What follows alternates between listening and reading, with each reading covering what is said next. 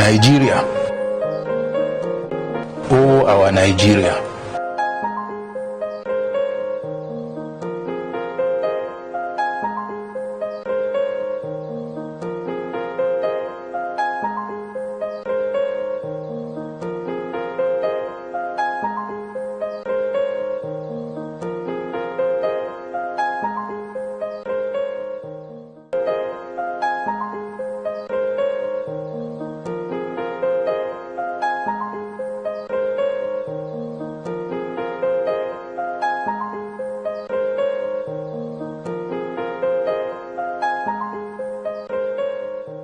From shared desks to separate walls, the price of education apartheid. In traditional Nigeria, especially in the Muslim North, where I can confidently say I know a thing or two, segregation was minimal. Communities were integrated, with children of various social backgrounds associating freely. This social cohesion, evident from history and personal accounts, has eroded, giving way to educational divisions that now mirror and deepen societal inequalities. Stories from our elders describe community events that fostered lifelong friendships between the offspring of the bourgeoisie and the proletariat. The bourgeoisie included the middle class, senior public officials, and wealthy families, while the proletariat comprised the masses. In those days, for instance, circumcisions were done ceremonially as a kind of initiation into manhood. The boy, once circumcised, could flex the little muscles he had and compete in manly games with the boys, mimicking their heroes.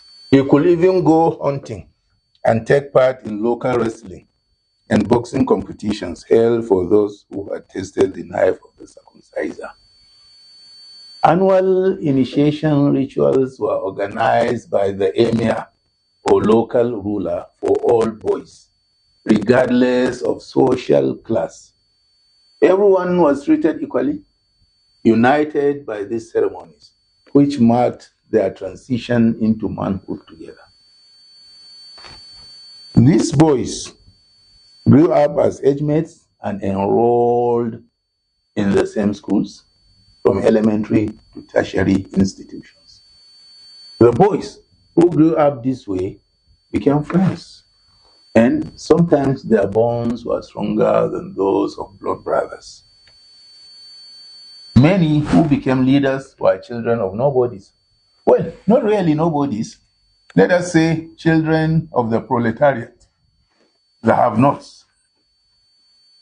They went on to bring in children of the house, whose fortunes had waned. Or, well, of course, the reverse also occurred, because they grew up and studied together as one. At events, you will see them together, boundaries between classes dissolved. The sons of those who hadn't were active participants in the marriages of the children of those who had, and vice versa. They were friends, solving each other's family, personal, or official problems, holding hands together and rising to the top as a team. You will see them together in activities celebrating each other's life and death. That symbiotic relationship effectively closed the gap between the two classes and united Nigerians more. The son of the poor had hope, and the son of the rich knew he had to work to make it. There was little room for the sense of entitlement we now see. Ask those who attended public schools in those days. Government College, Maiduguri, Bareo College, Zaria, King's College, Lagos, Al-Huda Huda, Zaria, Government College, Kefi, Government College, Government Girls College, Maiduguri, and Dala, Kano, etc. Ask those who went to public universities together too. Here, we can also say we experienced it. When I was in Shehu Garbe Primary School in the early 70s, Myro, the daughter of the then governor of the Northeast, Brigadier Musa Usman, was in my class. Muhammad Suleiman Kumo, Baba and Indobu Bardo were the children of serving commissioners. And we were all in the same class. We had children of the Shehu and AMS there, and indeed, those of the wealthiest citizens of the era. We were all treated equally and never felt out of sorts with them. I was even the class monitor, though my father was a mid-level civil servant. At my secondary school, Government College, Maiduguri, we had the children of the Deputy Governor, Ibrahim Anas, the Secretary to the State Government, the Head of Service, several commissioners, permanent secretaries, and the State Accountant General. What mattered was who was brilliant and who was not. In choosing school leaders, there was no favoritism. The teachers assessed the desired qualities and chose accordingly. No one was judged by who their father was, politics, religious leaning, or tribe. But in both schools, I also shared the same class, and sometimes this, with the children of the downtrodden. Some whose parents were drivers or messengers.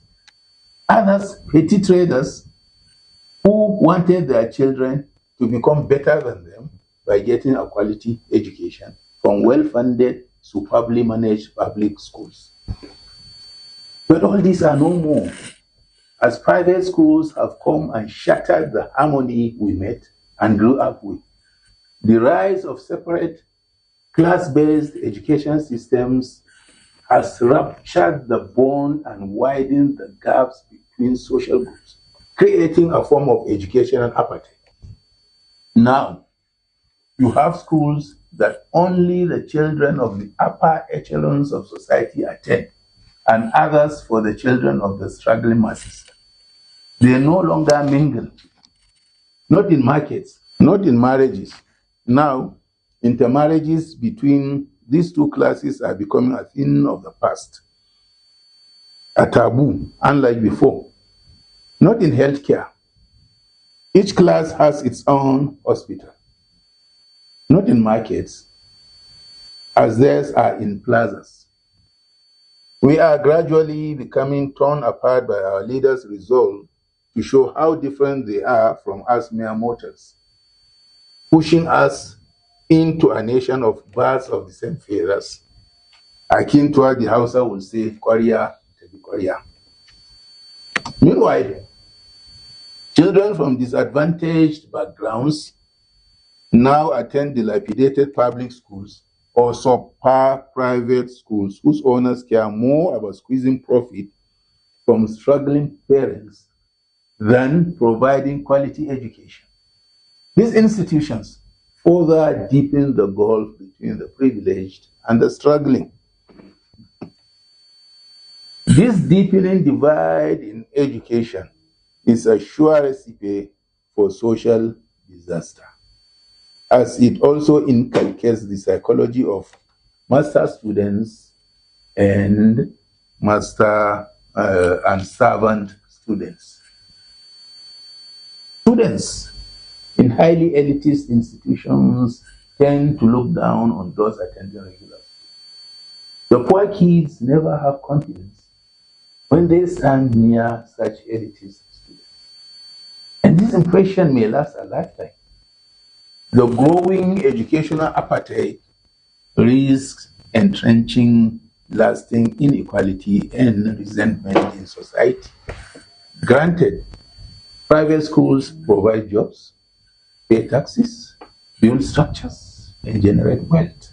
Still, they must ensure that a significant percentage of their admissions are reserved for children from poor and vulnerable backgrounds. There must be a mixture, a meeting point between all classes of people in education. And as it used to be, public schools must be upgraded to compete with the best private schools around. Thank you.